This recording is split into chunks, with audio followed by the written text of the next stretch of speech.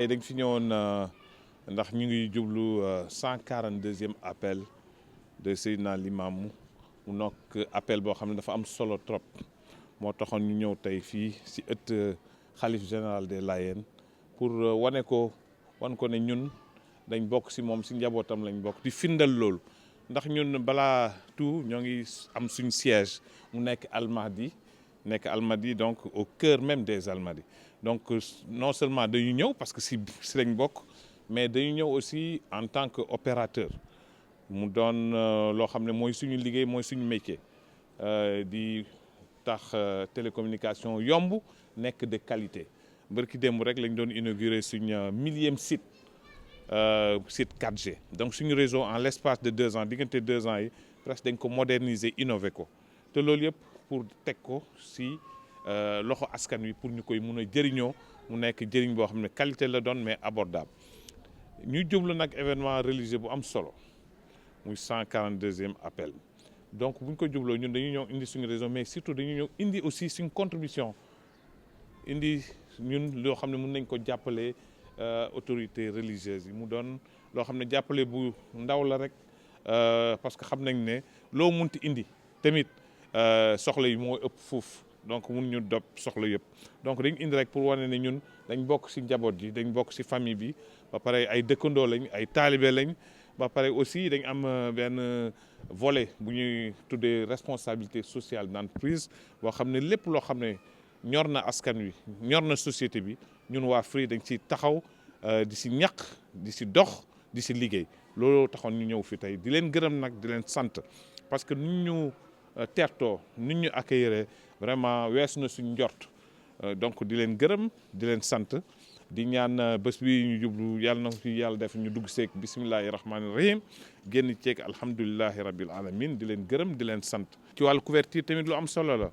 parce que fu nit ñi di dajee ay millions de personnes di fa daje ay milliers de personnes di fa daje réseau bi dafa war a nekk de qualité. réseau léegi nekkatul luxe dafa nekk loo xam ne souveraineté la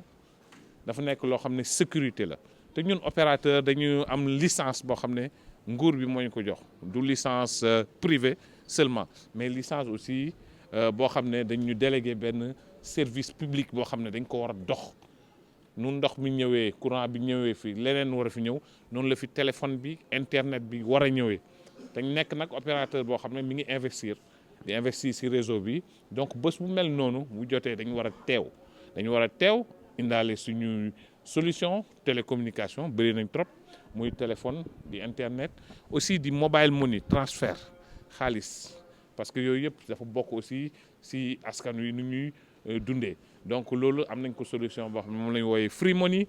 donc daal ñun dañu am nekk opérateur boo xam ne global dépendre ruñ si kenn donc depuis bu ñu ñëwee fii Sénégal tudd Free c'était en 2019 ba léegi presque investir nañ plus de 110 milliards si réseau bi te loolu incha allah dañuy koy gën a yokk gën ko renforcer pour at yi di ñëw donc événement yu mel nii bu ñëwee am fii nag la ñuy wane vraiment suñu njëriñ te incha allah nañ ko wane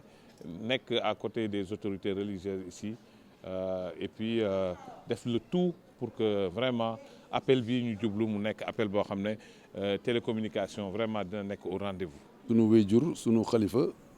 Seydina Mamadou Matar Laye mu dalal directeur général Mamadou Mbengue bu Free ndax dafa yëglu woon ne dafay ñëw bëgg a indi ak ndimbalam ci bis bi mu ko indee ndimbal ni sedd na xol dal na xel mais li ci ëppoon solo mooy kaddu yu rafet yi nga xam ne boole na ko ci ak nit ñi mu àndal ñëpp te suñu njaboot nekk ci encore suñu ay njaboot ñu ngi ci biir sax am na turandoo xalif général des Layènes donc mu nekk loo xam ne dafa xaw particulier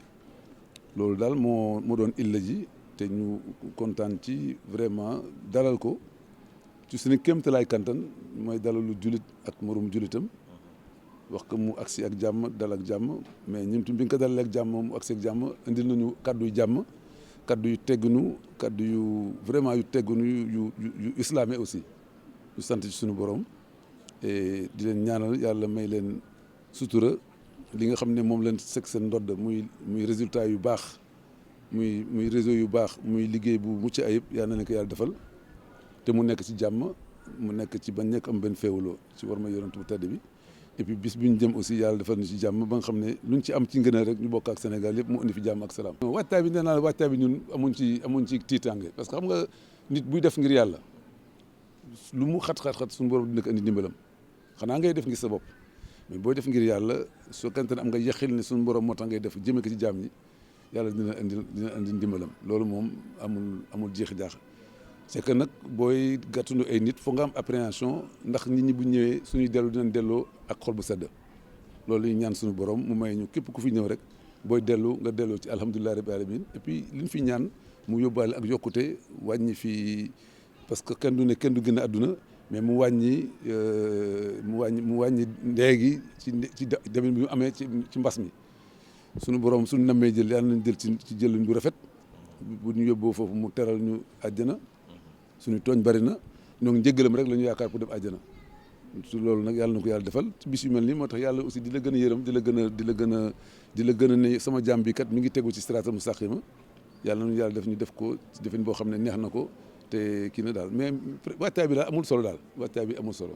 waaw xanaa nammel gi rek nammel gi te mu nekk aussi loo xam ne